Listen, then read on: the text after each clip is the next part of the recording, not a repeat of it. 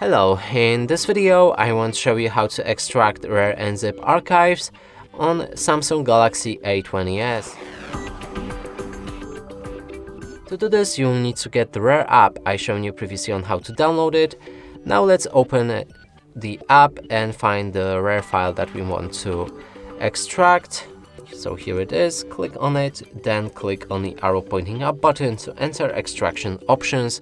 You can customize them however you like, but it's not necessary. I'm just gonna go with browse to change the designation where the files should be unpacked. Let's unpack them right here in the music folder. Click on OK, then OK again, and right here we just unpacked our files. And that's it for this video. Hope you like it. Please consider subscribing to our channel, leave a like and a comment below.